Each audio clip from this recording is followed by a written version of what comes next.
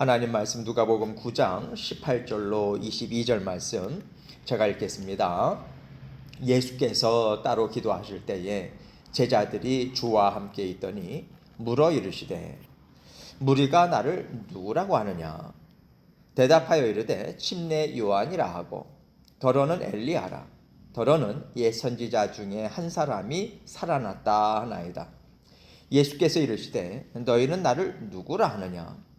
베드로가 대답하여 이르되 하나님의 그리스도시니이다 하니 경고하사 이 말을 아무에게도 이르지 말라 명하시고 이르시되 인자가 많은 고난을 받고 장로들과 대제사장들과 서기관들에게 버림받아 죽임을 당하고 제3일에 살아나야 하리라 하시고 아멘. 예수님께서 오늘 제자들과 대화를 깊이 나누시는데 이때는 예수님의 공생애가 어느덧 3년이 지난 그런 시점이에요. 그동안 하나님 예수님께서 제자들뿐만 아니라 사람들에게 정말 많은 말씀들을 가르치셨죠. 병도 고치시고요.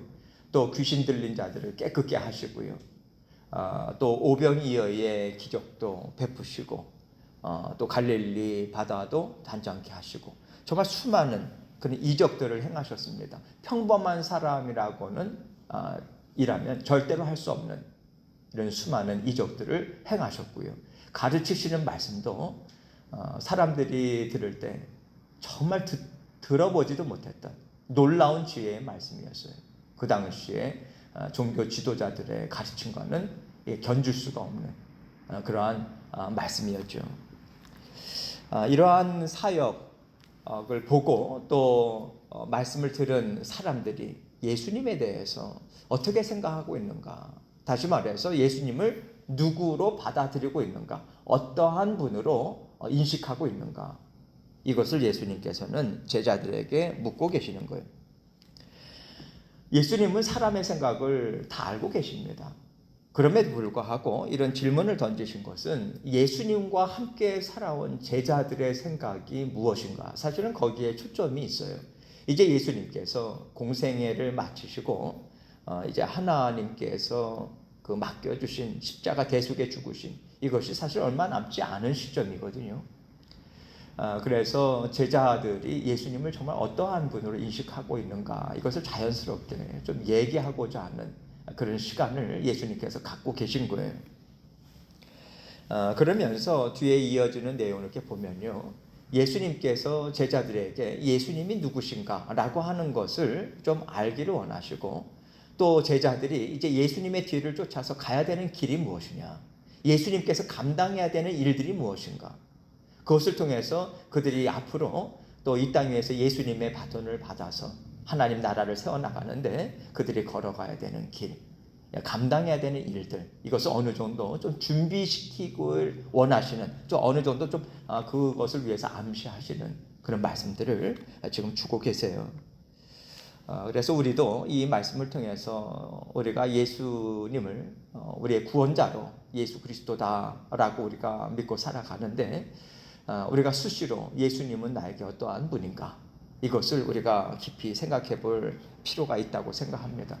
왜냐하면 정말 우리가 가져야 될 예수님은 하나님이 원하시는 예수님을 우리가 가져야 되는 것이지 우리가 그저 경험상 나는 이러한 예수님의 주님 되심을 경험했다. 나는 이러한 예수님이 좋다. 나는 이러한 예수님을 원한다. 이러한 것으로 생각을 갖고 또 우리가 그 자리에 멈추고 이러한 일들이 우리에게 있어서는 안 되는 거죠. 우리는 믿음이 계속해서 자라나야 됩니다. 또 하나님의 말씀도 더욱더 깊이와 넓이를 더해가야 돼요. 믿음이 성숙해져 간다. 하나님의 말씀을 더 잘 알아간다라고 하는 것은 예수 그리스도가 어떤 분이신가 라고 하는 것을 어느 정도까지 우리가 넓게 깊이 인식하는가 그것에 달려있는 것 아니겠어요. 그러면서 우리가 갖고 있는 것, 또 걷어내야 되는 것, 이런 것들이 누구나 다 있습니다. 그래서 오늘 말씀을 통해서 나에게는 걷어내고 또 우리가 버리고 좀 더 새롭게 이렇게 변화되어 가야 되는 생각에서나 인식에 있어서나 또 예수님에 대해서 하나님에 대해서 우리가 어떠한 부분들이 있을까 이것을 좀 염두에 두시고 말씀을 같이 생각해 보도록 하겠습니다. 18절 말씀 봅니다. 예수께서 따로 기도하실 때에 18절과 19절입니다. 예수께서 따로 기도하실 때에 제자들이 주와 함께 있더니 물어 이르시되 무리가 나를 누구라고 하느냐. 대답하여 이르되 침례 요한이라 하고 더러는 엘리야라 더러는 옛 선지자 중에 한 사람이 살아났다 하나이다. 자, 군중들 중에 이 사람들마다 제각기 예수님에 대한 생각이 참 다양한 거예요. 어떤 사람들은 침례 요한이라고 생각합니다. 침례 요한은 이미 하나님의 부르심을 받은 상태죠. 근데 지금 그 당시에 유대인들, 이스라엘 백성들은요, 침례 요한을 상당히 많이 존경했습니다. 자신들과는 전혀 구별된 다른 삶을 살아가는 그러한 선지자다. 하나님이 부르시고 사용한 선지자다. 이런 생각을 갖고 존경을 했습니다. 이 정도의 존경을 예수님에 대해서 갖고 있었다는 거예요. 그러나 아직까지 메시아라고 하는 인식까지는 가지 못한 상태고요. 또 어떤 사람들은 엘리야라고 생각합니다. 엘리야는 죽음을 맛보지 않고 승천했던 구약에 있어서의 대표적인 선지자 아닙니까? 그리고 엘리야는 이 말라기서를 보면 이제 그 오실 메시아를 준비하는 그러한 선구자로서 그 어떤 엘리야의 심정을 갖고 이 땅에 올 것을 이제 얘기를 하는데 사실 침례 요한을 두고 얘기를 한 거거든요. 예수님도 그것을 밝히 알려주셨고요. 근데 이러한 엘리야가 죽음을 맛보지 않고 승천했기 때문에 마지막 때 그 엘리야가 다시 이 땅에 올 것이 아니겠는가. 이 정도의 생각을 또 갖고 있었던 사람들이 있었고요. 또 어떤 사람들은 선지자 중에 한 사람이 살아났다. 이게 선지자는 죄에 대해서 가르치고 바른 길을 하나님의 말씀을 또 알려주고 가르치는 그런 사람 아니겠어요? 존중할 만한 사람이라고 생각은 하는 거죠. 그러나 예수님이 참 훌륭하고 대단한 그러한 말씀을 가르치는 사람이긴 하지만 자신들이 기다리던 메시아는 아니다라고 하는 생각을 갖고 있었던 거예요. 예수님께서 전하시는 말씀을요, 수많은 그 무리들은 들었습니다. 같은 자리에서 들었어요. 예수님께서 행하시는 그 메시아로서의 사역을 같은 자리에서 보았습니다. 그럼에도 불구하고 각자가 생각하는 예수님의 모습을 갖고 있었다는 거예요. 이 얘기는요, 우리 또한 오늘날 똑같은 하나님의 말씀을 우리는 읽고 있어요. 그리고 하나님의 그 말씀에 대해서 우리는 같이 또 성경 공부도 하고 있고 주일마다 교회에서 같은 설교를 듣고 있습니다.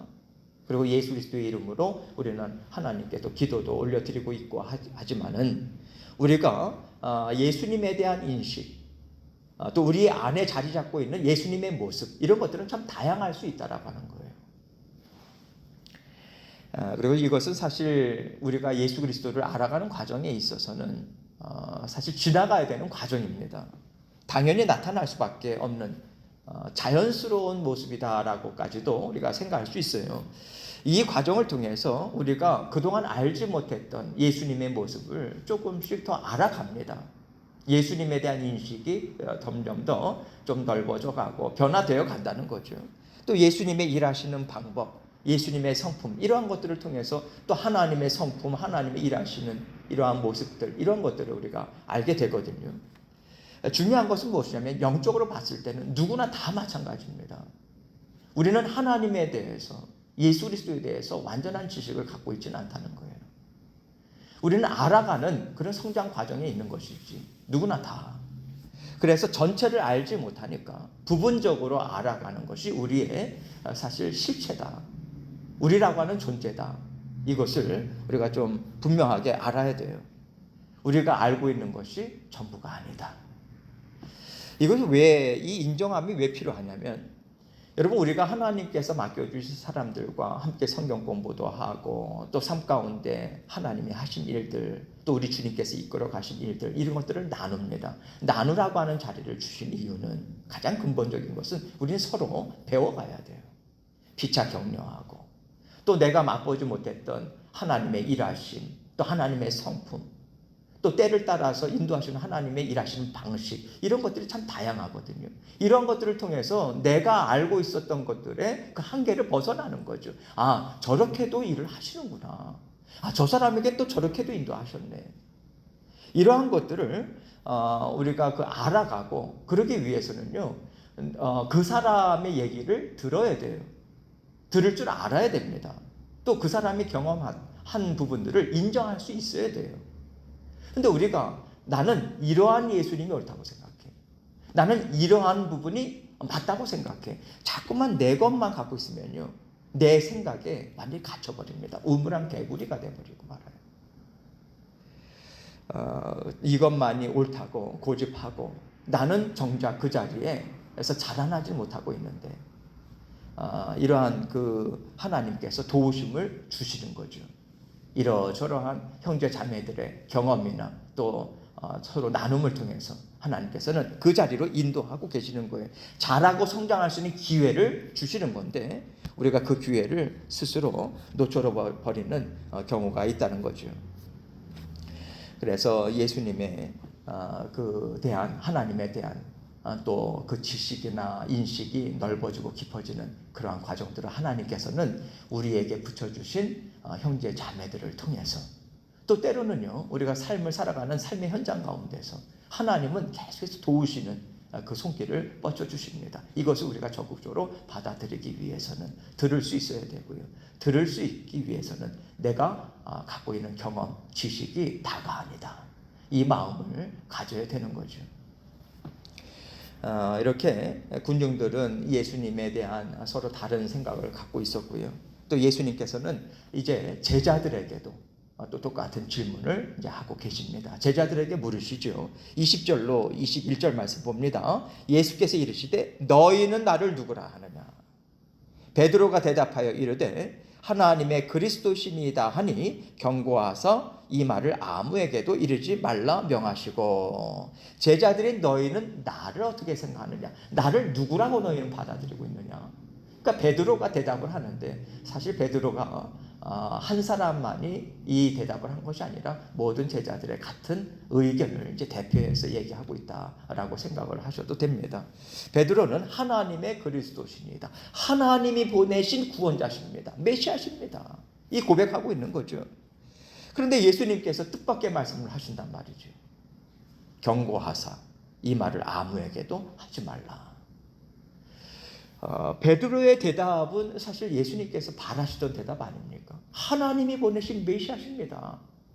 그런데도 그렇다면 예수님께서는요, 그래 이제야 너희들이 나에 대해서 제대로 깨달음을 가졌구나, 참 기뻐하고 칭찬할 만하고요. 이제 이 제자들을 통해서 예수님이 누구신가라고 하는 것을 계속해서 이제 전파되는 그 일을 힘있게 이루어야 되는 그 시점에 왔구나, 이렇게 생각을 하실 수 있으실 텐데 오히려 예수님께서 그들에게, 베드로에게 이 말을 너희는 전하지 말아라, 이렇게까지 얘기한단 말입니다. 왜 그러셨을까? 제자들이 예수님에 대해서 구원자로 인정하고 받아들였지만 예수님께서 보실 때는 아직까지는 하나님이 원하시는 구원자이신 메시아의 모습, 또 예수님께서 이루어 나가셔야 되는 메시아의 모습을 제자들은 아직까지 갖고 있지 못하다라고 하는 것을 분명하게 아시는 거예요. 아직까지도 군중들처럼 자기 중심, 자기가 원하는 메시아상을 갖고 있다라고 하는 것을 예수님께서는 아시는 거죠. 그래서 예수님께서 너희만 간직하고 있고, 너희가 정말 메시아라고 하는, 내가 걸어가야 되는 그 길, 또 메시아라고 하는 것이 분명하게 인식하게 되는 이러한 것들을 너희들이 경험한 다음에야 이제 메시아이심을 증거하는 그 자리에 너희들은 서게 될 거야. 그 과정 가운데 가기까지 너희가 이러한 과정들을 너희들이 분명하게 경험을 해야 된다. 그 차원에서 지금 22절에서 이렇게 말씀하고 계세요. 이르시되 인자가 많은 고난을 받고 장로들과 대제사장들과 서기관들에게 버림받아 죽임을 당하고 제3일에 살아나야 하리라 하시고, 이제 예수님께서 말씀하시는 거죠. 장로들, 대제사장들, 서기관들, 이들은 사내들인 공회원들을 얘기하죠. 이스라엘의 대표적인 지도자들, 그들에게 이제 사기꾼처럼 죄인처럼 취급받고 예수님께서 마치 매국노처럼 그렇게 몰려서 죽임을 당할 것이다. 이런 의미를 담아서 지금 말씀해 주고 계시는 거예요. 그러나 3일에 부활하실 것이다. 살아나야 된다라고 하는, 살아나셔서 메시아이심을 분명하게 드러내 주시는 그 일을 하나님, 예수님께서 하신다는 거죠. 그것을 너희들이 그 과정을 다 지나가고 비로소 너희는 깨닫게 될 거야. 그때까지는 이제 침묵을 지켜라, 이 얘기를 하고 계시는 거죠. 이 말씀을 통해서 우리가 좀 알 수 있는 것은, 우리가 예수님에 대해서 알아가는 시간이, 그 과정이 반드시 필요합니다. 우리 인생에 개입하시고 또 간섭하시고 또 우리의 생각과 또 마음도 다스려 가주시면서 예수 그리스도에 대한 인식, 하나님에 대한 인식, 이것이 더욱더 깊어지는 그러한 자녀들로 인도하시는 그러한 하나님의 손길, 우리는 계속해서 그것이 우리 가운데, 삶 가운데 쌓여지고 쌓여져야 돼요. 나를 구원하신 예수님이 어떠한 분이신가? 하나님은 어떤 심정을 갖고 이 구원의 여정에 나와 함께 동행하고 계시는가? 어떤 목적을 가지고 나에게 구원을 주셨고 또 어떤 사명을 나에게 맡겨주셨는가? 우리 하나님께서는 계속해서 우리에게 구원받은 하나님의 자녀로 살아간 이후에 하나님은 계속해서 이 일을 우리에게 하고 계세요. 이러한 것들을 우리가 그 과정 가운데 때로는 우리가 놓치는 경우들이 참 많이 있죠. 우리가 놓치는 순간 바로 하나님이 주인이 아닌 내가 주인의 자리를 다 차지하고 맙니다. 내 생각, 내 계획, 내 감정이 중요하고. 그래서 예수님이 주님께서 주인 되심을 우리가 온전히 인정하지 못해요. 그래서 때로는 예수님을 마치 수많은 선지자들 가운데 나에게 죄에 대해서 알려주고 또 바른 길로만 인도하는 그런 어떤 선지자로만, 마치 선지자와 같이 그렇게 생각을 하게 되는 이러한 일들이 우리 삶 가운데 이게 뒤섞이는 그런 일들이 있을 수 있다는 거죠. 그런데 우리가 생각할 때 이 과정은 우리에게 필요합니다. 예수님은 저의 구원자십니다. 정말 저의 인생의 주인 되십니다. 사실 하나님께서는 이 자리까지 인도하셔 가시는 과정 가운데 우리가 어떠한 존재인가?